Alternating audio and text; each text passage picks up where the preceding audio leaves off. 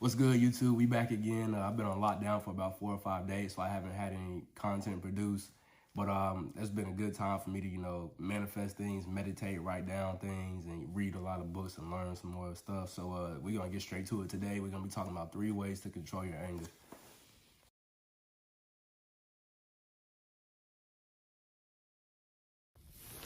Number one, and this is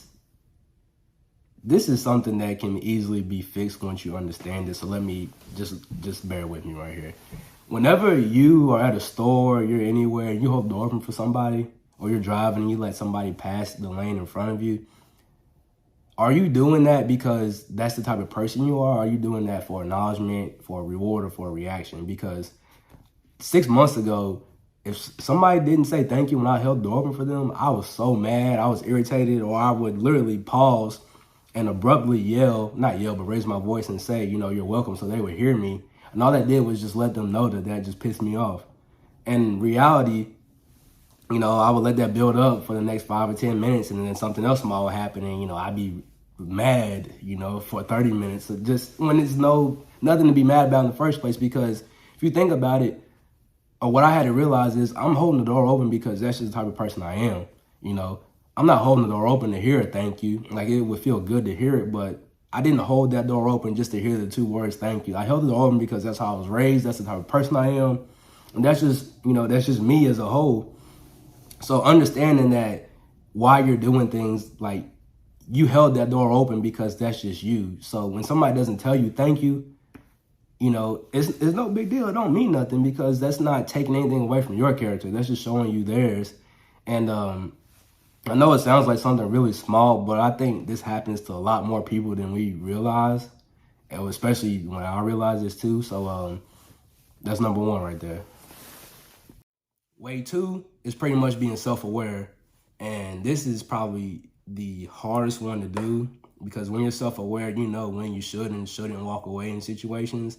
And yes, disrespect has its own limitations, but at the same time, and I'm not saying ever tolerate any disrespect, but also understand that you have to be okay with knowing that you're capable of doing a lot more damage than you could.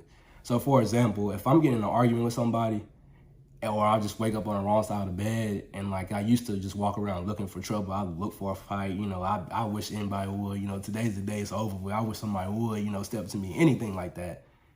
One, we don't need to be walking around like that in the first place, because this world already has too much going on. But also, think about it like this. Why can't I get satisfaction by knowing what I can do to somebody versus actually doing it?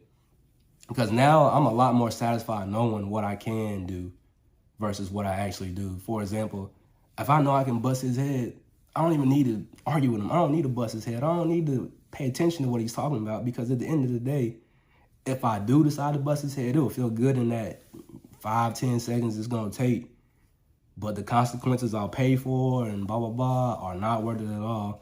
And so I'm fine with, I don't walk around with no chip on my shoulder, but I understand what I'm capable of. So I'm not going to think, man, I need to do this. Like, I have to do this, like, I'm fine. I'm cool. I'm satisfied. I'm cool off all that. Like, I'm satisfied with just knowing that I could do this to this person. I could do it to this friend. I could whoop him. I toss him this way, toss him that way. That's just how it is.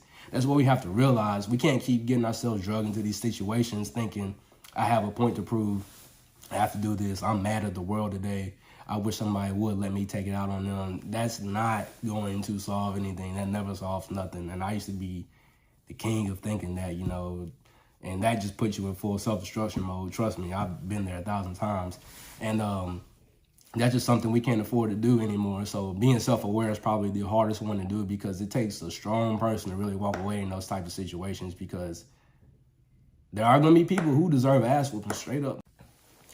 Number three, probably the hardest thing, in my opinion, is finding joy in the smallest thing around you at that time. So let's say, for example, something happens, you get agitated, you get annoyed. The best thing you could do in that moment is find something that's going to make you laugh. Find something around you that's pretty that you haven't noticed before. Just try to take your mind off of it and even laugh.